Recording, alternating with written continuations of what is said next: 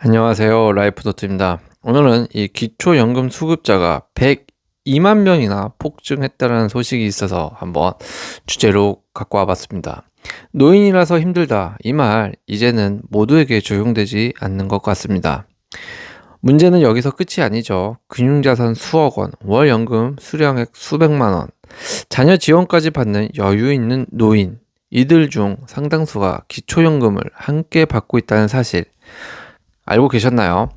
반면 소득은 애매하게 높고 자산은 없고 자녀 부양도 끝난 40대에서 50대 중산층은 세금은 더 내고 혜택은 계속 줄어들고 있습니다.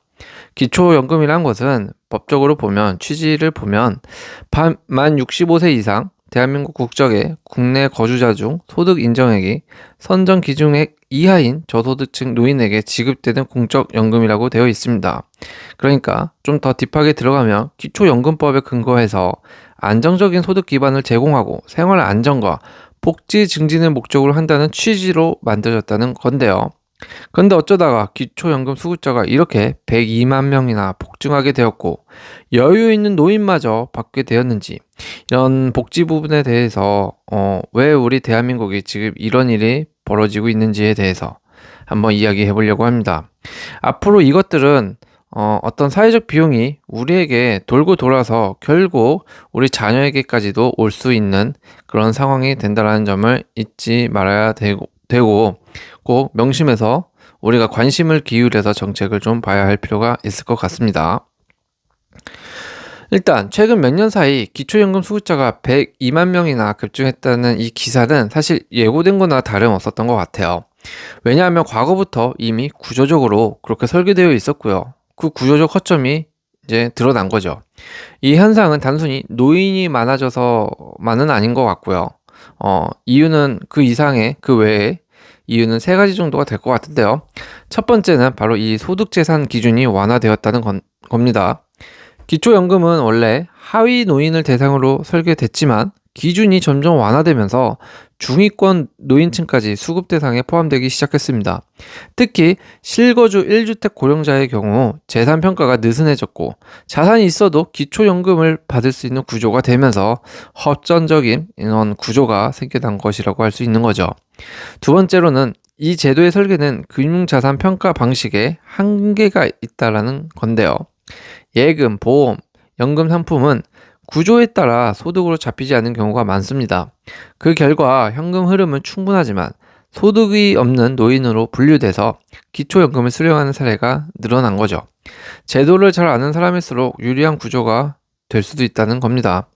세 번째로는 바로 베이비붐 세대의 대규모 은퇴입니다. 이거는 어쩔 수 없는 좀 고령화 현상이긴 한데요. 1960년대 출생 세대가 본격적으로 노년층에 이렇게 진입하면서 기초연금 신청 풀 자체가 이렇게 폭발적으로 커진 거죠. 여기에 기준 완화가 겹치면서 수급자가 단기간에 급증한 것이라고도 볼 수 있는데요. 결국 지금의 기초연금은 가난한 노인을 돕는 제도에서 받을 수 있는 노인이 받는 제도로 성격이 바뀌고 있다는 점이 핵심 문제라고 보여집니다. 그럼 기사에 보면 잘 사는 노인도 연 400만 원씩 받는다는 말은 과연 과장된 말일까요? 아니면 진짜일까요? 일단 결론부터 말하면 진짜이다. 실제로 가능한 구조다라는 건데요. 현재 기초연금은 단독 가구 기준 월 최대 33만 원, 연간 보면 약 400만 원 수준을 받을 수 있습니다. 문제는 이 돈을 받는 대상이 반드시 가난한 노인만은 아니라는 점이죠. 기초연금은 소득과 재산을 종합평가해 수급 여부를 판단합니다. 하지만 여기에는 분명한 허점이 있습니다. 대표적인 것이 연금 소득과 금융자산 평가 방식인데요. 공무원 연금, 사학연금, 군인연금 등 일정 연금 소득을 받더라도 배우자와 소득 분리나 어떤 구조 설계에 따라서 기초연금 수급 대상도 될 수 있다는 겁니다. 또한 금융자산이 많아도 소득으로 잡히지 않는 경우가 존재합니다. 예금, 보험, 채권, 일시금융 상품 등은 어떤 현금 흐름이 충분해도 소득 없음으로 평가될 수 있습니다. 이 경우 자산은 있지만 제도상 기초연금을 받을 수 있는 합법적 수급자가 될 수도 있다는 이야기인데요. 특히 실거주 1주택 고령자는 재산 공제폭이 커서 집과 자산을 보유하고도 기초연금을 수령하는 사례가 적지 않습니다. 즉, 현재 기초연금 제도는 생활 수준보다는 신고된 소득 구조에 더 민감한 제도로 작동하고 있습니다.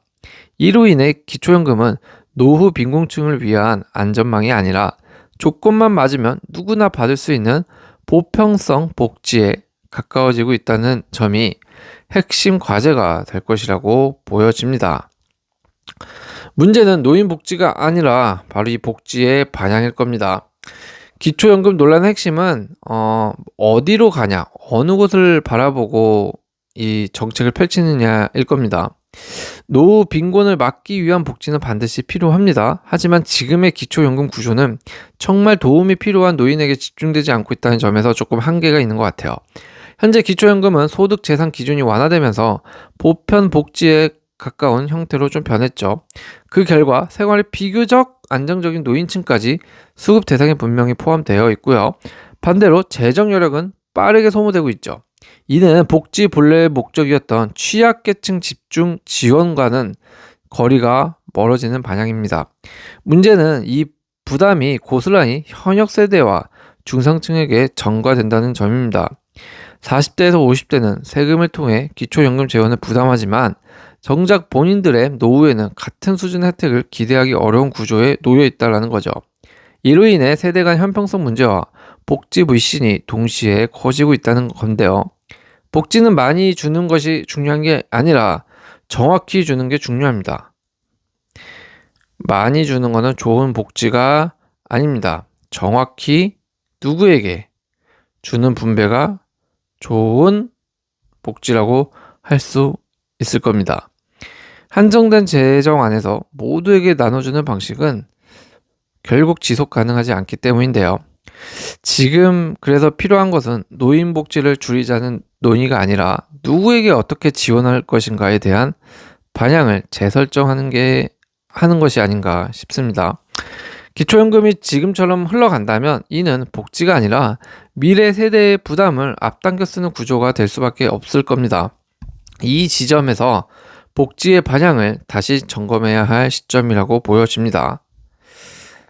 정부가 기초연금 확대, 즉 이른바 퍼주기에 가까운 정책을 선택한 이유는 단순한 복지의 어떤 선의 때문만은 아닐 겁니다.